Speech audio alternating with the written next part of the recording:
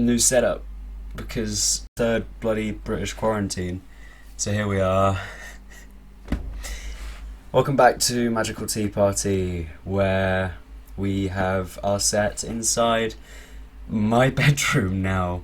I was hoping you guys didn't have to see this, but from here and the future onwards, videos will be recorded in this room. You can expect this for a month or two at least, I would say, due to the situation in Britain right now.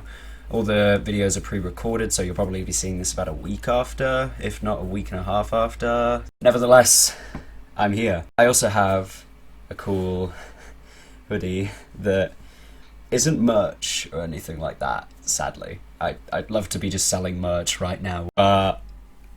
Mum just got me and Laura this as a nice Christmas gift. She's very supportive. Thank you, Mum, if you're watching.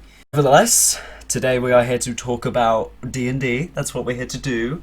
I had a bit of a long intro. We're going to be talking more about the Tasha's subclasses and what came out of that book. In particular, we have the Order of Scribes Wizard, which I have had a few sessions to test before our Scribes Wizard character left the party.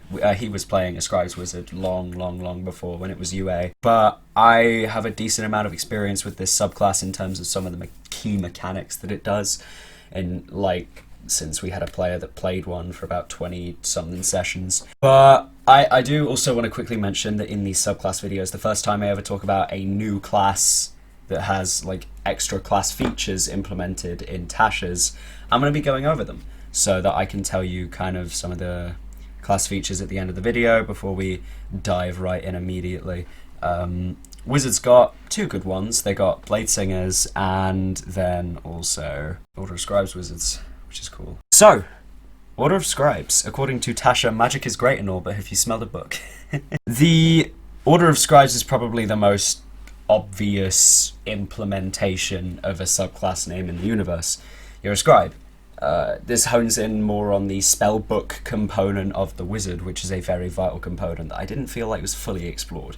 It lets you play around with your spells a bit more, shift them around, and also just lets you be a more all-round utility wizard. Both in combat, out of it, in exploration, in dungeons, anything, you're set. An Order of Scribes Wizard is probably going to have the most spells out of any wizard because they're cheap as. I don't have much to explain in terms of their lore. Other than that, it's pretty self-explanatory. The wizard ones are just vague enough so that you could mess around with any sort of wider concept, because the concept of a wizard is pretty restrictive in terms of the general principles and the like. So, first second level feature is Wizardly Quill, which you get, where as a bonus action you can summon a quill that doesn't need ink. Apparently, you can use a colour of your choice when you're writing with it. You can transcript spells so bloody quick. Oh my god, I just realised this. I didn't realise this was a component since our game had a lot of downtime in it, but holy crap. The time you must spend to copy spells into your spellbook is 2 minutes per level of the spell, which is not a massive gameplay improvement, but I think the theme is so much cooler that you can just summon this quill and go, done. You can erase anything you write with the quill as well, if you wave it as a bonus action, as long as it's within 5 feet of you. No limit to this, it just disappears if you put it away or get another one, or until you die. It's cool, it's cool. What really happens with this class is the Awakened Spellbook, which hones into your spellbook abilities and how you can shift your spells and stuff like that. Apparently you have Awakened Arcane Sentience in your spellbook, which is not something that has to happen, but I think that's a pretty cool thematic choice, in my opinion. So, you can use the book as a spell book for your wizard spells. Thank God. When you cast a wizard spell with a spell slot, you can replace its damage type with a type that is in your spellbook elsewhere for this casting. So basically you can make your firebolt force damage if you have a force damage spell. Late game as a wizard, that's great, because you're probably going to have a spell of most types of damage. I definitely recommend as a Scribes Wizard taking a few damage type spells. So at first level you could take Ice Knife, at the second you could take Shatter, and then the third at Fireball, and then you have Cold, Thunder, and Fire to work with. So you could make a Thunder Fireball, or an Ice Fireball, or you could make an Ice Shatter, etc, etc. Just the concept of doing that alone is so fun to me. Also, once a long rest, you can cast a ritual spell as an action, which is just kind of cool for the utility of, I don't know, like, spur of the moment casting Comprehend Languages in battle if that was key and you didn't exactly have the spell slots for it or want to waste any. Little bits of utility like that, and also just because the theme is cool to just sit down and instantly cast a spell without spending a spell slot. That's sick. You can also replace it, stuff like that, yada yada yada. There's some components surrounding that don't really matter unless you want to replace it. I don't think you would. Okay, this is where the realm of my knowledge of this subclass goes as we go into the Manifest Mind feature. As a bonus action while the book is on your person, you can make it be a tiny object of your choice hovering within 60 feet of you. It hovers around, sheds dim light, looks like a ghostly tome, a cascade of text, or a scholar from the past. Your choice. I like when it goes your choice. You can be creative with it, you can make it whatever you want. It has dark vision of 60 feet, and it can telepathically share to you what it sees and hears just with no action. That's pretty cool. The main thing that I think about this ability is that you can cast spells from where it is, and you can do it with its own senses as well, a number of times equal to your proficiency bonus, which is very good scaling in my opinion. They come back on a long rest. You can move it up to 30 feet with a bonus action, can pass through creatures but not objects. I like that. It disappears if it's more than 300 feet away from you, it can be dispel magicked, or if you die, it goes away, or you can just get rid of it as a bonus action. And that's a once a long rest thing. I think that's amazing just for the utility of having another place to cast spells from. If you're a wizard that isn't so tanky, but you have a lot of spells that involve melee touch and stuff like that, this is a great way to do it. Fucking brilliant way. Master Scrivener.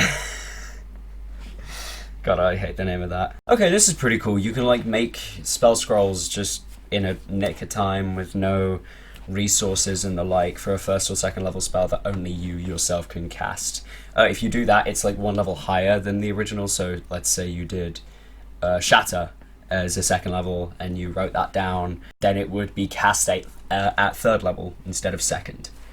It's pretty neat, and you can use it as an action. It has to be an action spell, basically. It vanishes when you finish your next long rest or when you cast it. And this is done as part of a long rest as well, so it's a permanent free extra spell to have at 10th level. That's pretty cool. I like that. You also get extras to crafting spell scrolls and the like, and it costs half in terms of the downtime activities in the Dungeon Master's Guide, etc, etc. You're very adept at writing things because you're a scribe. Who'd have thought it? On with the word. There's a slew of shit in here. 14th level feature. You get advantage on Arcana checks, and the spellbook is hey, remember this shit about magic? Whoa. Ooh! If you take damage while the spellbook's mind is manifested, so when it's in a different place and you can cast spells from it, you can dismiss it and use your reaction to not take any damage that's coming your way as a reaction from one attack. That's pretty cool. However, the downside of this is quite extreme in my opinion. You roll 3d6 and that's how many spells you take out of your spellbook, or at least that's the level of spells. So if you got a 6, then you get rid of if you wanted a third, a second, and a first, or 2/3, or a bunch of ones.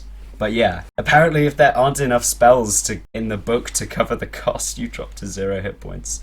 That's funny. Until you finish not a long rest, but 1d6 long rests, you are incapable of casting the lost spells, even if you find them somewhere else. And after you finish them, they reappear in your spellbook. And this is a feature that comes back on a long rest, like most wizard things. In evaluation, pretty good. There's some elements that feel lacking to me. I don't feel compelled to play one after talking about it, in my opinion. I think that there's other ways that you could do this a little better. I definitely like the flavor surrounding the Awakened Spellbook and the manifested mind of it, but when you get into late levels, you can kind of tell that there was some weird shit going on. Losing spells for a d6 long rests, that's great for a final boss fight, and that's it.